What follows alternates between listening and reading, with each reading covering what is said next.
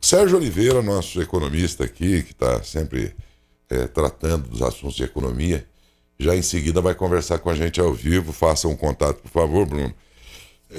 Porque nós estamos vendo aí uma situação assustadora, né? Da guerra pela guerra, pronto, já é o suficiente para a gente saber que é uma coisa muito grave. Acontece que, em decorrência daquilo, isso tudo chega no dia a dia nosso aqui, onde não estamos em guerra, né? Onde o Brasil, até agora, inclusive, o presidente nem se manifestou diretamente sobre uma posição a respeito do assunto. A diplomacia brasileira, sim, mandou um recado já por duas vezes, o primeiro mais leve, o segundo pelo nosso representante lá na ONU, brasileiro. Foi já um discurso mais claro do que o Brasil pensa de tudo isso aí. O presidente não. Ele, como presidente, mas a diplomacia mandou esse recado lá na ONU. E, no entanto, não é só essa questão da implicação de que alguém tem que fazer discurso. Acontece que isso chega no nosso bolso. Já ouvi notícias, coisas aí falando que gasolina vai chegar a R$ 9, porque o dólar explodiu o preço por conta disso, né? Vamos lembrar que, salvo algum engano, o segundo maior produtor de petróleo do mundo é a Rússia, né? Só para a gente ter uma ideia. E hoje em dia, o bater de asas de uma borboleta aqui no Brasil muda o átomo, muda, né? A condição das células no Japão, do outro lado do mundo. É assim que funciona o mundo hoje em dia, né? E não mais como em outros tempos, em guerras aí, como a Primeira, a Segunda Guerra Mundial, enquanto o Brasil não estava lá, né? As consequências eram bem diferentes de hoje, né? Hoje não, o mundo está globalizado, lamentavelmente uma guerra em tempos em que o mundo tem a diplomacia instalada em todas as nações, é a coisa mais bestial que existe, né? Você pensar numa hipótese de guerra, mas ela está aí, deflagrada e com possibilidades de endurecimento de países de outras nações, e isso ser um grande complicador, maior ainda do que já é só pelo conflito lá naquela região. E as consequências vêm de toda ordem, inclusive aquela que mexe no nosso bolso, né? Não, mas eu não tenho dólar, não. Não é questão de ter dólar, não tem. Não, mas eu não compro petróleo, barril de petróleo, tá? Mas não é assim tão. Você não está tão longe, né, dessa história, né? Tudo pega na gente, de alguma maneira. E qual é a tendência a continuar como está na questão de preços dos elementos essenciais da nossa vida? Combustível, mesmo alimentos, uma série de coisas aí. Isso pode ter alguma influência? O que isso pode mudar na nossa economia aqui do Brasil? Esse conflito Rússia e Ucrânia, hein? Serginho Oliveira, bom dia. Bom dia, Daércio. Bom dia a todos. Prazer estar com vocês aí. E aí? O que é que pode acontecer se é que já não tem algum sinal no mercado brasileiro, no dia a dia do cidadão aqui, de Matão, de qualquer cidade que compra produtos, insumos e tudo? Já há algum sinal desta guerra no preço? Bom, os sinais mais rápidos que a gente sentiu aqui, né, foi uma volatilidade na renda variável, na bolsa de valores, né, e também na valorização do dólar, né. O real vinha num processo aí de recuperação ante a moeda americana, né, que a gente, nos últimos 2 anos aí, foi uma das moedas que mais perdeu valor em relação ao dólar. A gente estava revertendo esse processo e veio esse conflito aí para complicar um pouquinho as perspectivas nossas. Porque o que acontece normalmente? Em qualquer situação de instabilidade, a tendência natural do investidor é procurar porto seguro, né? Então, no momento de guerra, o que é o porto seguro aí? São ativos como o ouro, né? E títulos de países economicamente fortes, né? E, infelizmente, o Brasil ainda não é. O Brasil hoje é um país considerado de risco, por isso que a gente paga uma taxa de juros maior tentando segurar a moeda aqui. O reflexo mais rápido foi a valorização do dólar em função de uma fuga natural que existe não só no Brasil, mas em todo o planeta, do investidor procurar ativo mais consistente, né? Que no caso é o ouro, e moedas mais fortes do que dos países emergentes, né? Então, o que acontece? Se todo mundo sai buscando, por exemplo, comprar título do Tesouro Americano ou títulos em euro, vai ter uma fuga de dólar do Brasil que vai forçar uma desvalorização do real. Essas seriam as primeiras consequências, né? Aí, num segundo momento, em função de todas as retaliações que podem ocorrer e que já estão ocorrendo contra a Rússia, é de acontecer uma inflação generalizada no mundo, né? Porque a partir do momento que a União Europeia fala assim, eu paro de comprar o gás de vocês, e eles usam 47% do gás que eles usam vem da Rússia. Preços lá, né? Havendo um encarecimento de preços, os bancos centrais do mundo todo elevam a taxa de juros, né? E aí vira uma bagunça geral, né? Brasil e Rússia especificamente, vamos reportar os dois países. Nas negociações bilaterais, do total que o Brasil exporta para todo mundo, os negócios com a Rússia eles significam apenas 6%, que basicamente é carne, soja, na sua totalidade. Então, não teriam grandes problemas para a gente repor esses compradores, tá? O problema está na importação, que 60%... O Brasil importa muito, né? Fertilizante é 60%, Décio. Aí o bicho começa a pegar pra gente, entendeu? A balança comercial Brasil-Rússia não nos favorece nada, porque nós exportamos para ele alguma coisa em torno de 1 bi e importamos deles alguma coisa em torno de 5 bi. Exatamente. É muita coisa, né? Então, assim, para o exportador brasileiro, substituir esse 1 bi não teria grandes dificuldades, pelos produtos que a gente tem basicamente commodities. Agora, o problema está na importação. E dessa importação, desse total, 60% são fertilizantes. E aí, o que vai acontecer? Vai encarecer a produção nossa, problema número 1, automaticamente vai gerar inflação no produto. E para o mundo, como a gente, usando o velho chavão, no Brasil, celeiro do mundo, no médio prazo, pode haver um desabastecimento de fornecimento. Quer dizer, aí vai acabar implicando mais um item para uma inflação mundial. Né?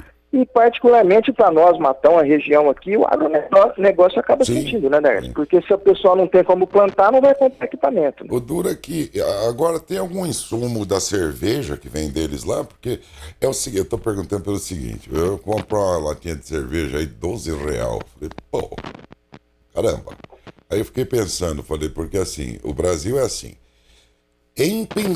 ao pensar na possibilidade de que o cara já aumenta o preço. Só de pensar que pode ser.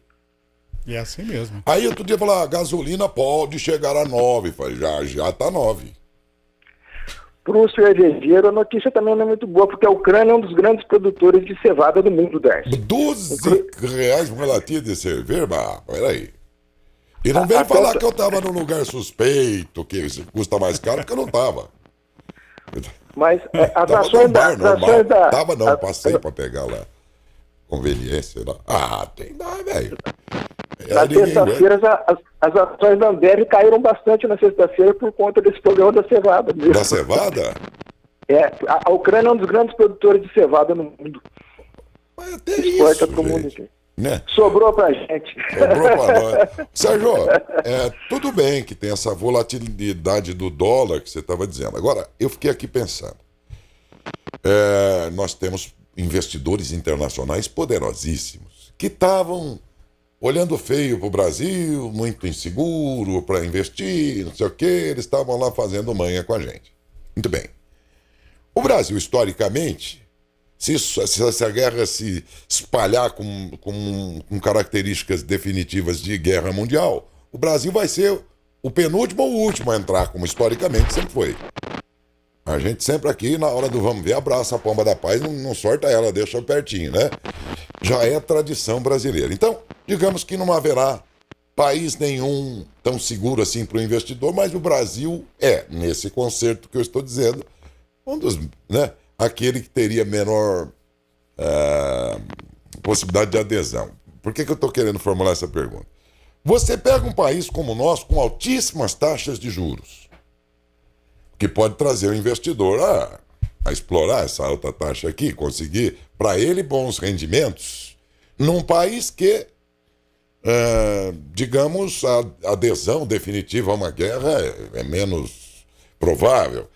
E daí vem a minha pergunta. Isso não cria um clima, de certa forma, favorável para que o investidor internacional, tão desconfiado que anda ultimamente da gente, comece a nos enxergar com os olhos melhores aí, com uma oportunidade melhor para eles?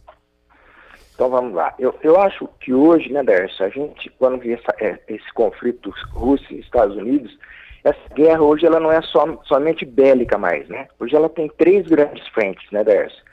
É o lado bélico, que é, como você falou, a gente está longe dos tanques de guerra, dos mísseis lá, mas ela é, ao mesmo tempo, uma guerra econômica e cibernética, né? A guerra econômica, nessa o Brasil está, nessa está o mundo inteiro, né? Porque hoje, numa economia globalizada, não dá para a gente separar. O problema está a milhares de quilômetros daqui e a economia nossa aqui está tudo bem. Não está. É tudo muito junto, né? Então, hoje, por exemplo, eu estava vendo a Apple, a Nike, a Ford e a Boeing cortaram a compra e venda de produtos na Rússia. Isso tem influência direta com a gente. A Mastercard e a Visa suspenderam operações com vários bancos lá. Então, a economia é muito globalizada. Quando a União Europeia resolve falar assim, ó, eu vou cortar as operações SWIFT com a Rússia, né, que vamos para o ouvinte entender uma forma bem popular, o que é o SWIFT? Seria um PIX entre bancos. Corta lá, sobra para a gente também, porque de repente se tem uma carga de fertilizantes, por exemplo, que está vindo e está em alto mar, quando chegar aqui, não vai conseguir chegar na ponta do comércio, porque não vai ter como você fazer a operação para pagar esse exportador russo, entendeu? Então não dá para a gente separar, não, eu vou colocar o dinheiro no Brasil, porque está longe da guerra. Ele está longe da guerra, mas ele está muito próximo de toda a teia produtiva, entendeu? Então é o que a gente falava anteriormente. Nesses momentos, o pessoal prefere ganhar menos, mas ir para porto mais seguro. Se eu tenho um ativo em real, eu tenho um ativo em dólar, obviamente que se eu tenho ativo em dólar, eu estou muito mais protegido, entendeu? A guerra, é verdade, separa as coisas, porque a guerra, do ponto de vista bélico, né? Realmente o Brasil está bem longe. Também não tem nem como ir, porque eu lembrei agora dos tanques fumacê lá que mostraram ano passado, uns tanquinhos fumando esse escapamento lá, lembra? Também não tem muito de bélico aí, pelo jeito, né? Não tem muita coisa. Não é nada assim de causar inveja. Mas nesses outros campos aí, realmente não tem como se safar. E o investidor não se sente atraído por um país com taxas de juros tão altas como as nossas? Ele colocar esse dinheiro dele para fomentar a economia aqui a juros melhores do que em outras nações, Sérgio? Então, no momento de tranquilidade, é o que vem acontecendo. O que se explicou, né, Daércio? Em fevereiro o dólar estava caindo em relação ao real, né? Chegou a cair abaixo de R$5. Aí, para a infelicidade do Brasil, veio esse conflito e acaba misturando tudo. O caminho também é bem. Porque se está mais ou menos sob controle, por que eu vou ganhar 1% ao ano nos Estados Unidos se o Brasil está me pagando 10,75, né? Então vinha para cá. Embora a Rússia hoje está pagando 20. O Putin, na ânsia de tentar estabilizar a economia deles, ele subiu. O rublo caiu 30% em relação ao dólar na semana passada e ele teve que subir a taxa de juros deles para 20%. Por quê? Está tendo o mesmo raciocínio que o investidor tem, o correntista russo está tendo também. Nos últimos 6 dias, Décio, houve 20 bilhões de dólares de saque dos bancos russos. Então, assim, está entrando um colapso, onde a União Europeia... Eles querem realmente estrangular, né, a economia russa, tanto é que o Putin não é por acaso que ele quis sentar conversar com a Ucrânia e está prometendo outra conversa para amanhã. Quanto menos tempo... Hoje, né? Hoje vai ter uma nova tentativa lá na fronteira. Quanto mais rápido ele resolver isso, melhor para ele, porque o que vai começar a acontecer? A insatisfação interna lá, né? A Suíça bloqueou as fortunas dos grandes oligárquicos russos, né? Vai ter pressão dos bilionários em cima dele. Estava tudo muito bem enquanto estivesse morrendo gente. Agora você não vem mexendo no meu bolso, não. Entendeu? E a população, de modo geral, parece não aderir a essa empreitada dele, não, né? A gente, pelo menos é o que dá para notar. Parece que já não há contentamento entre o povo dele mesmo, da nação dele, né? pelo pouco que chega, né? Porque não deixa sair essas manifestações, mas é uma coisa meio que óbvia, né, Décio? Porque vai começar a desabastecer o mercado deles, vai começar, eles vão ter dificuldades, por exemplo, espaço aéreo bloqueado no mundo todo, né? As próprias empresas cortando relações, o cara vai fazer uma compra de cartão de crédito, ele não consegue mais. A área de tecnologias, de comunicações e tudo, eles são muito dependentes de fora dessas tecnologias. Né? Então, a grande aposta realmente, assim, já que a OTAN não pode entrar, em função da Ucrânia não ser participante, é matar economicamente, né? Que ela tem um poder tão destruidor quanto o poder bélico, né, Darcy? Hoje vai ter uma nova tentativa, aquela de segunda, acho que foi, né? Sim. Não prosperou, não deu em nada, e eles marcaram um novo encontro na fronteira hoje, o presidente da Ucrânia e o presidente Putin. Vamos ver, torcer para que, sabe, haja aí um entendimento, porque isso, quanto mais se alongar, tanto pior para o mundo, que já tem muita coisa séria para cuidar, né? E o Brasil, particularmente, que se arrastava numa crise de 7 anos, desencadeou numa pandemia, e agora, se essa guerra cresce, então, meu amigo, compra um ranchinho na beira do Corgo e mudar para lá e ficar quieto. Gente, não acaba mais, é uma sucessão de coisas. Né? Uma coisa que particularmente eu acho assim, que também deve estar trazendo uma preocupação a mais para o Putin é a posição da China, né, Darcy? Que até então ela vinha se mostrando totalmente neutra, né? E ontem o chanceler chinês assim, tornou público uma preocupação da China em relação à morte de civis. Que aqui entre nós, assim, eu acho que a China, ela é lógico, ela tem negociações fortes com a Rússia, mas ela tem negociações fortes com o mundo inteiro, né? E se ela tiver que pender economicamente para um lado ou para o outro, vai ser para o Ocidente, né? Foi o que eu pensei também, muito tanto provável. Existe a chamada Rota da Seda, né, que a China está fazendo para fazer um escoamento mais fácil via Europa e passa no território da Ucrânia, essa rota. Então, para ela é nada interessante um conflito nessa hora, né? O Brasil perde economicamente, mas imagina a China.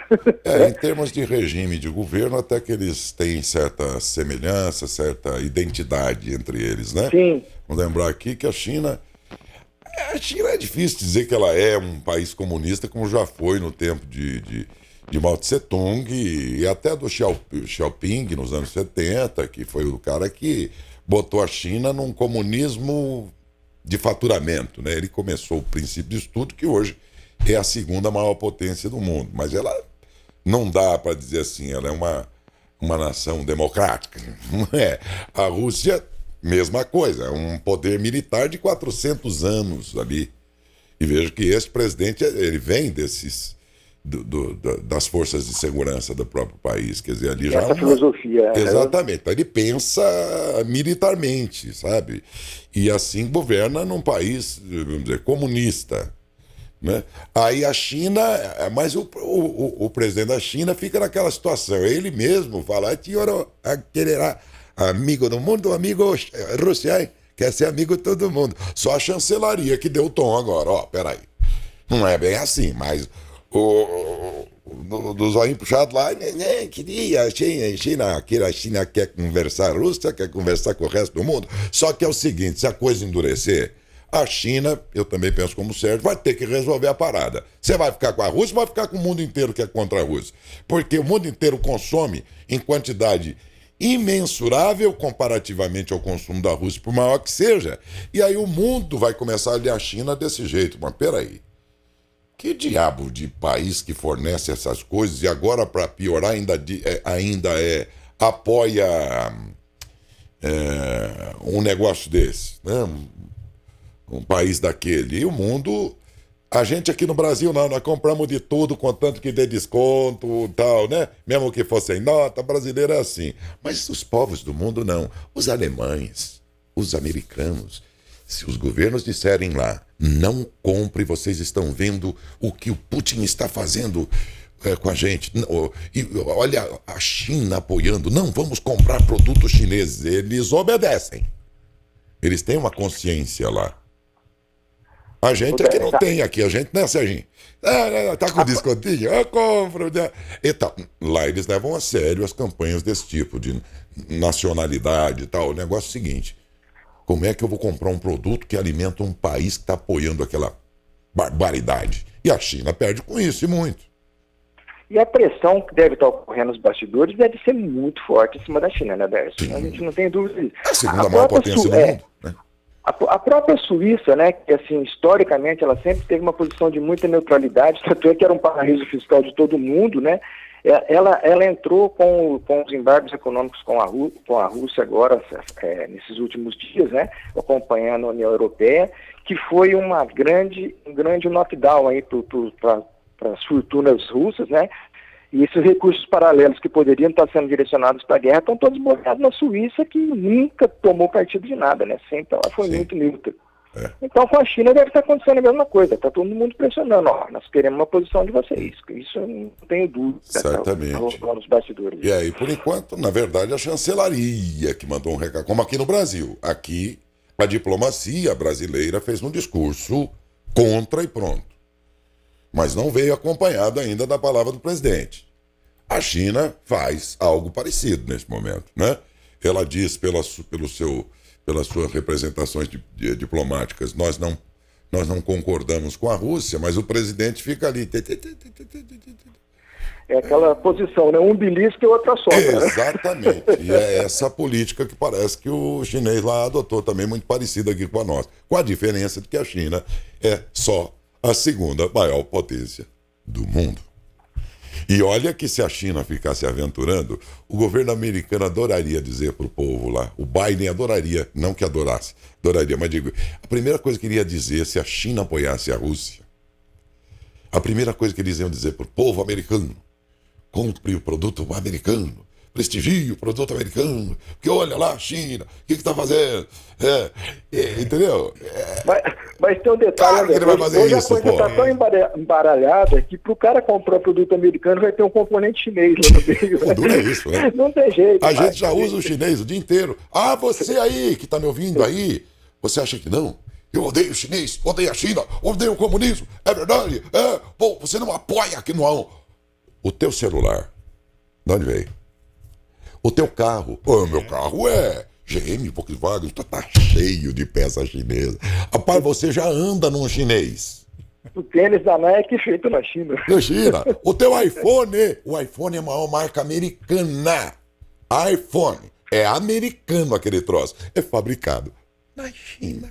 O aparelho, você compra aí 12 conto cada um. E o cara ainda fala, eu não compraria um carro chinês. Rapaz, você tá andando num deles. Com a grande chance que seja um que seja chinês. Sérgio, papo muito bom, mas muito bom, valeu mesmo, porque a gente também não é tão especialista assim em diplomacia, em relações internacionais e tal, mas pelo menos, e sobretudo pelo que disse o Sérgio, a gente consegue perceber melhor.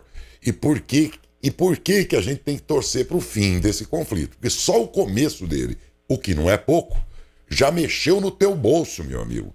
E é pior, entre outras consequências, se a coisa continuar. Vamos torcer, hoje tem um encontro dos dois presidentes de novo na fronteira, torcer para que eles restabeleçam a paz. Obrigado, Sérgio, bom dia, bom final de... bom restinho de semana. Valeu, um abraço para todos aí, estamos à disposição, um abraço. Tchau, tchau.